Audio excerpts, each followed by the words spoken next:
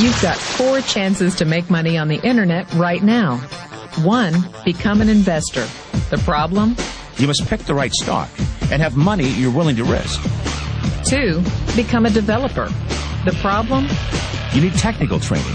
Are you ready to quit your job and go back to school? 3. Become a seller. The problem? You'll need a marketable product or service, and lawyers and patent clerks and infrastructure. And a website. A good one. Because 4 out of 5 users never revisit the average website. Or 4, you can start now with what you have right from where you are. So my rich dad said, in the world of business, there's E's. And E's stand for employees. An employee, he says, you can always tell who they are by their core values. And what the employee, whether the president or the janitor of the company, will always say the same words. The words are, I'm looking for a safe, secure job with benefits. That's what makes them an employee, because their core values are security. The other one of the 4 is the S, or the small business owner or the self-employed.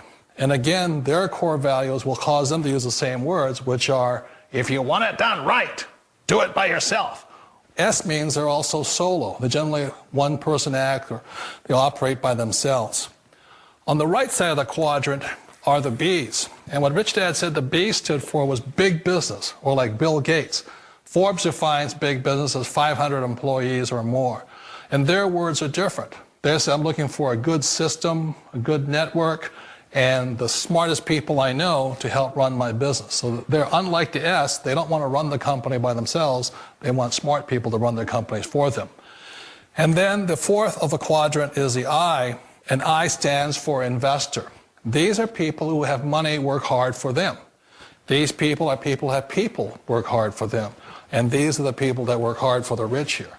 So early on in my life, it was my poor dad who always said to me, you know, Robert, go to school and so get a high-paying job. And so my poor dad's core value was to be an employee. He wanted job security, promotions, a steady paycheck, and all this. And so it was my rich dad who said to me, he says, you know, Robert, if you really want to be rich, learn to build businesses. It made more sense to him to work hard to build a business, something you owned and something you could pass on for generation to generation to your kids. Whereas my poor dad said work hard, but my rich dad said, why would you work hard for something you'll never own and you can get fired from right away? Again, that was the difference in values. So my rich dad suggested I learn how to be a business owner and learn how to be an investor. And that's one of the big differences. On this side of the quadrant, these people here work for security. They work for money also. On this side over here, their key value that they want is they want freedom. Hi, my name's PJ, and welcome to our short presentation. Have you ever wondered how the rich keep getting richer while broke people stay broke and the middle class seems to be shrinking? Well, this isn't nearly as mysterious as it may appear when you examine the specific differences in how broke people, the middle class, and the rich spend their money. Now, this is such a simple concept, yet so profound, it nearly knocked me out of my chair when I finally understood it. I'm going to show you exactly how the rich spend their money, and you can evaluate for yourself why they keep getting richer and the broke keep getting broker, and why the middle class remains so stressed out. Now, to get started, I'd like to review some financial terms we'll be using during this presentation. The terms that you need to be familiar with are cash flow, which means money you bring in, expenses, which means money you spend, assets. Now, this is the most confusing one. You're probably familiar with the traditional definition of an asset, which is something you own or have equity in. However, back in the 1990s, Robert Kiyosaki introduced us to a new definition of an asset in his groundbreaking Rich Dad, Poor Dad series of books. Robert taught us that an asset is something that pays you, and that's the definition we'll be using here. Liabilities is the last term, and it's defined as things that cost you money. As an example, a house is typically viewed as an asset, but can it actually be a liability? Yes. With our revised definition, anything that costs you money is a liability, not an asset. If you have a mortgage, your house is an asset to your banker because it pays him or her every month. But could a house also be considered an asset to you? Yes, in the right circumstances it could, when it pays you money. Let's say you buy a house and you rent it out, and it paid you a positive cash flow every month after all expenses. That would then be considered an asset. Now, one more time with the terms, just to be very clear before we continue. Cash flow is money you make. Expenses, that's money you spend. An asset pays you, and a liability costs you. Now let's take a look at how broke people spend their money. Now, when I say broke people, I'm not referring to the destitute. I'm speaking about that large portion of our society that lives from paycheck to paycheck and who never seem to have any money. In fact, most times there's more month left at the end of their money, and I'm sure many of you can relate to that group. On payday, broke people buy what I'm going to call stuff. Well, what's stuff? Well, that's inexpensive things that people buy that they don't really need to survive. You go into someone's house and you can't find any counter or tabletop space in the whole house because of all the stuff on it. Their house and their cars are full and cluttered with stuff. Well, where do they get all this stuff? They buy it at the flea market, at the garage sale, at the dollar store, at the craft show. So cash flow comes in and then it goes straight out the expense column to buy stuff. You see, broke people never really educate themselves on assets and liabilities. They justify buying all of this stuff by claiming that it costs so little. But over the years, it's all they ever have. The problem is their cash flow never produced or created more cash flow. Now, please understand, I'm not undermining or taking any shots at this or any group. I just see a lot of financial difficulty out there, and it really doesn't need to be that way. Creating wealth isn't a mystery, it's a formula. The only reason someone doesn't create wealth is because they either don't know the formula or they don't apply the formula. Now let's take a look at the middle class. The middle class is the group that society mistakenly thinks are rich. They're not. Yes, they typically earn a six-figure income, and many of them appear rich, but it's what they buy with their money that keeps them prisoners of the middle class. What they typically buy are liabilities. Remember the definition of a liability? Things that cost you. By buying liabilities, the money gets pushed up and out their expense column. Liabilities are items like cars, boats, houses, airplanes, credit card debt. Now let's see just how this happens. The middle class gets a nice paycheck, let's say $10,000 for the month.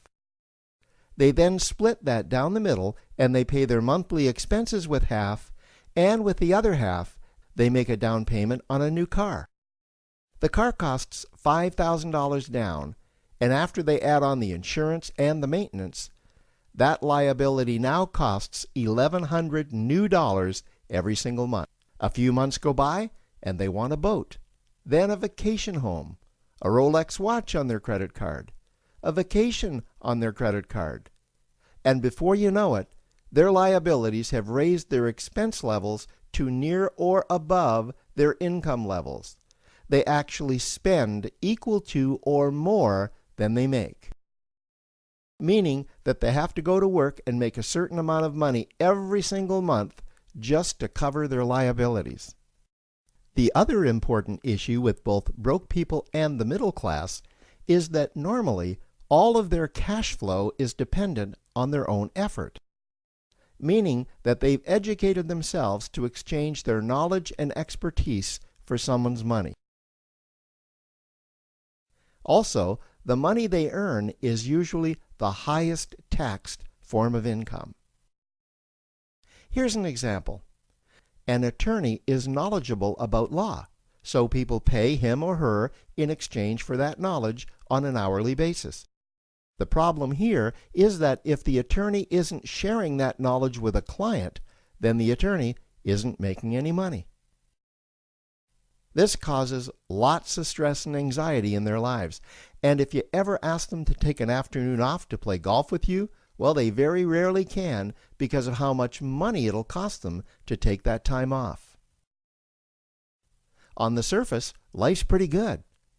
The reality is that it's a roller coaster ride. That's the middle class. Now, I know this group very well because for a great deal of my adult life, that was me.